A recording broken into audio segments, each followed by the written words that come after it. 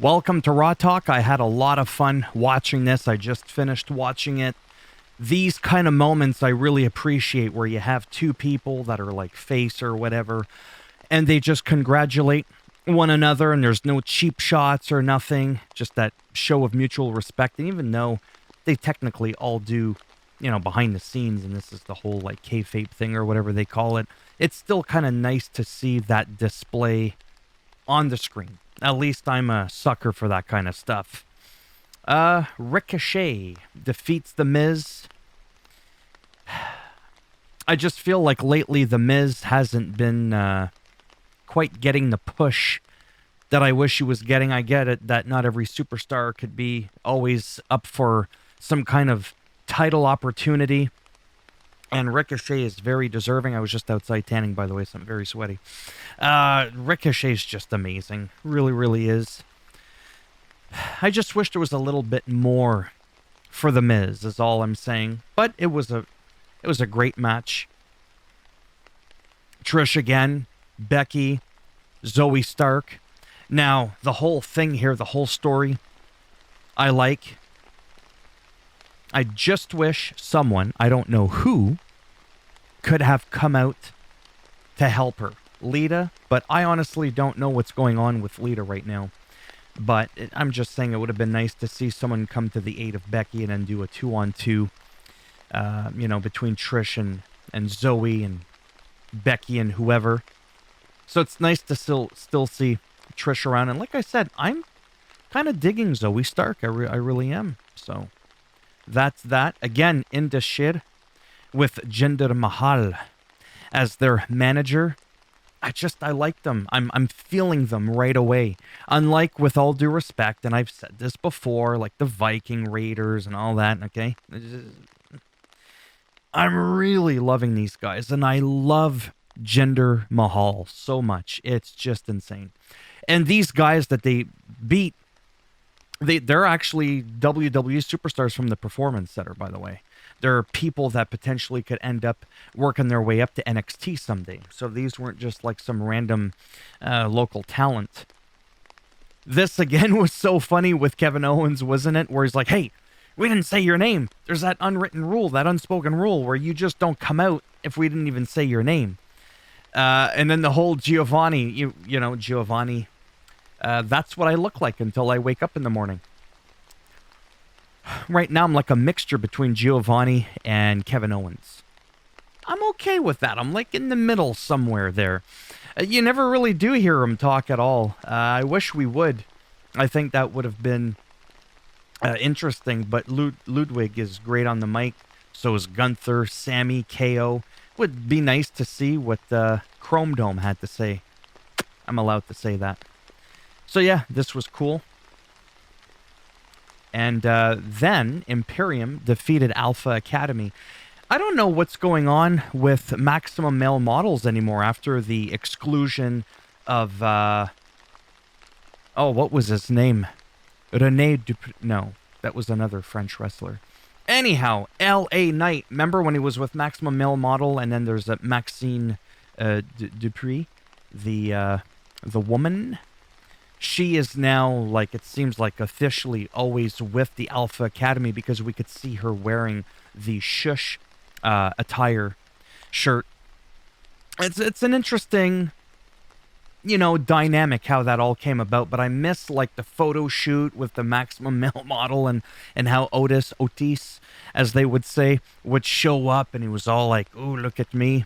I don't know. It was goofy. It was silly. And I really wish, I'm going to say it again and I'm going to drive you crazy, Fandango and Tyler Breeze, Prince Pretty with the Fashion Police. I so wish they were still around and they could have just kind of like walked in backstage and been like, Otis, you're pulling it off maybe a little bit more than most, but you're pulling it, literally. I don't know. It just, I miss those guys. But yeah, it was entertaining again. I enjoyed it. Great match. These guys are really, really good. And then we've got new women tag team champions, and I'm kind of torn on this because I really think it could have gone the other way. I don't know if Liv Morgan, like I said, I don't work for the insides of WWE. I think she does have a real injury. I just wish that Raquel could have had Shotzi as her partner, but she had to relinquish them. Now Ronda Rousey and Shayna Baszler won them, and out of the other tag teams, I'm glad that they won, because like I said, as much as like on paper, I really like Sonya Deville, I really like Chelsea Green, that like they just play their role so well, that with all due respect, it just wouldn't have been as believable to have them as champs, whereas these two, she's a 3-time champion. Shayna, that is, tag team champion. Ronda Rousey, it's her first tag title. And I remember, I forget her name in the back. They were like, oh, how are you enjoying, being tag team champion again? And then Ronda Rousey was like, well, again, this is my first time, but for her, 3 times. But I mean, I am happy for them, right? I just really digging Raquel. Like, she's just awesome. And Shotzi is growing on me. So I wish they would have been champ, but whatever. Not disappointed with this, really. This guy, he's not growing on me. Like some of the new Cameron Grimes, is it? The new blood from NXT? I like him. Something about JD, I'm not liking it, and I didn't like how it ended. I don't know. Ziggler is just so amazing, and I didn't like it. Period. Sure, JD's great. Sure, he's a nice guy. I just wasn't digging the situation. Didn't like that. Cody Rhodes, open challenge, again, delivering, in my opinion, just another great promo. It looks like he's not actually injured, thank God. They're playing that angle, I don't know why. But again, going back to that match in Saudi Arabia, it made Cody look just crazy, insanely over the top, like a Superman, and it's believable. It really, really is. Like he said, 10 years ago, would I have tapped and all this, and it wouldn't have been as believable, but he's really grown into, or matured, or whatever you want to call it. No, not matured. He was mature then. He evolved into something that, like I said, literally, one of my all-time favorites. And I'm so happy to announce that even though it's been like a year and a half since he's been in AEW already, he's still going to be in Fight Forever. Like, that's just amazing. And he's in 2K23. It's beautiful. Shinsuke Nakamura defeats Bronson Reed, and I love Bronson Reed. I've been going on about him over the last couple of weeks. Just so talented, and even though he's redoing some of the same moves, I mean, most of these superstars are, and sometimes he could be a little bit predictable, where some other superstars not always so predictable. I'm really enjoying his moveset. I mean, he's got more moves than John Cena, who's still someone that I adore. I'm just saying, okay? I'm glad that Shinsuke won. It made him look strong again. I use that word a lot. And it was believable. It was believable. So this, I felt like this actually was the right call to not have him get wiped away. It was great. Very happy with this. Plus, it was just overall, like I said, in my opinion, it was a really good match. I was entertained. And then to finish the match, it was beautiful to see, again, the camaraderie between AJ Styles and Seth fucking Rollins. I love it because I can swear a little bit on YouTube, especially when it's not within the first 8 seconds of the video. And all this kind of stuff, I didn't drop too many swear words. World Heavyweight Champion, they defeat them along with AJ Styles, and at the end, again, they shook hands. There was none of this bullshit backstabbing and screw you and the beatdown and all that, right? Because both have gone heel before. Let's not forget the history of AJ Styles and Seth Rollins. It was just beautiful to see. Like I said, that camaraderie at the end, it was a perfect ending. So yeah, like I said, I can be very critical of any product. I could be incredibly nitpicky, like I am with WWE 2K23. I don't sugarcoat nothing with that game.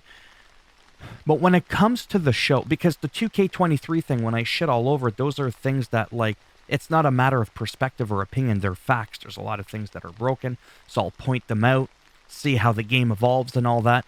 Raw is about perspective, because you could have thought this show was amazing, or you could have thought it was crap, and you wouldn't be wrong, right? To say 2K23, let's say, is perfect, you're delusional. You're a psychopath, right? So I try to be more positive when it comes to the actual shows and talk about the good stuff. If there's a match I don't like, sure, I'll go on about it, but I try not to be too much of a downer in terms of, oh, what kind of bullshit storyline is this? Like, once in a while, I might do it a little bit. Like, you know, what the hell's been going on with Bray Wyatt since his return? That's been a little bit, you know, love Bray Wyatt to death. Might make actually a dedicated video on that. So yes, if I'm going to crap on something, I think I'll make like a dedicated video just on that if I think somebody is misused or anything like that. But while I'm recapping the actual shows, I just want to take them in and enjoy them, you know, for however much or little entertainment I got out of it. I was happy to watch the show. So there you have it. As always, if you liked the video, oh, wow, I'm well under the 20-minute mark, and I felt like I did a little bit of a ramble there near the end. If you liked the video, thumbs up. It does greatly help support the channel with the algorithm and making me a little bit more relevant. Excuse me. And the search results when people are looking shit up. You didn't like the video, go ahead, give it a thumbs down. We'll bend it in half, we'll twist it, and I'll give you a little bit of that sweet chin super kick. And if you want to subscribe to the channel, I mean, naturally, that would be fantastic now, wouldn't it? But if not, thanks for stopping by anyways. Take care. And maybe I'll see some of you in the next one. Bye for now.